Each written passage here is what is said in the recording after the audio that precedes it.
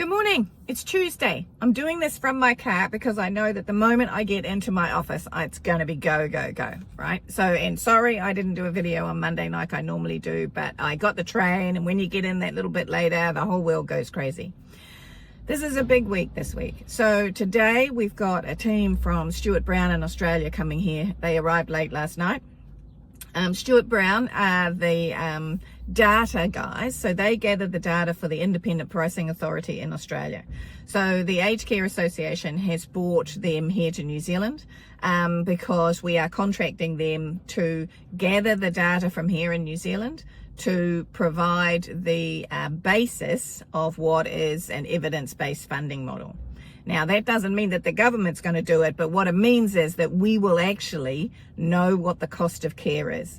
And right now, from what I can see, and nobody's told me I'm wrong, we would be the only people in New Zealand that actually knew what the actual cost of care was when it comes to residential care.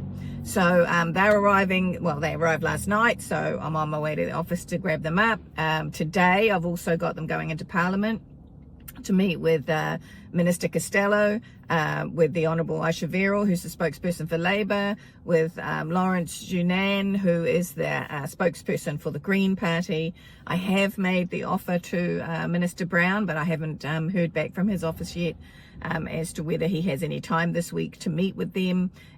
It's a great opportunity, not just to hear, I mean, ultimately it's not me that they want to speak to, it is the representatives from Stuart Brown they want to speak to, but it's a really good opportunity to hear directly from the horse's mouth how the independent pricing works, what's happening with the Australian reforms from a financial perspective, where are the pit holes and where are the positives coming out of that. And then all day Wednesday they'll be working with our data guy, John McDougall. He's obviously based here in Wellington, so he'll be our link directly into their team, who some of them are based in Australia, but they do have a gentleman on shore here. And then Wednesday, they will be meeting up with our board and going through what has been the scoping work that we have done. After they've spoken with our board, they're going to go and meet with Treasury. So Treasury has a health team in there, and they had reached out to us a few weeks ago, and so I gave them an opportunity, would you like to sit down and talk with Stuart Brown about the independent pricing? And so they have taken that opportunity. They'll leave Treasury and then go on to talk to the Director General of Health at the Ministry of Health and whoever else that she feels is appropriate to have in that meeting.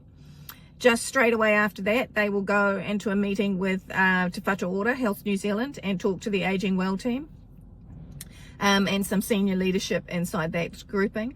Then they'll come back to our offices on the Thursday, and they've made themselves available. They will be making themselves available to the NZNO and the ETU Union, again, to have a talk through about what's happening in Australia, generally from that data perspective. But Grant Caldroy, who is the lead on this particular team, he was in the ministerial task force. So he was quite instrumental inside that ministerial task force about creating the reforms that are delivering on the Royal Commission of Inquiry's report, and also into the other areas where aged residential care, or just aged care actually in Australia, what has been supporting the reforms, particularly the funding reforms and the delivery reforms. So, there's a lot there, and then they fly out early morning on Friday morning. So there's a lot going on in this particular space. It's pretty exciting. I'm pretty excited about it. It's a continuation of my plan. You've heard me before. I constructed a plan not long into getting them into this job. There's a sequence to the reforms that need to take place. We now have, case mix work being co-created with ourselves and Te Whatu Ora. We've got a ministerial advisory group that's been put together, and they should be announced in the next couple of weeks if my timing is right. We now have Stuart Brown coming in. They'll start the work in the beginning of next year with over 200 facilities of multiple different sizes and geographical locations and care provision to gather the data that gives us the basis for an evidence-based funding model.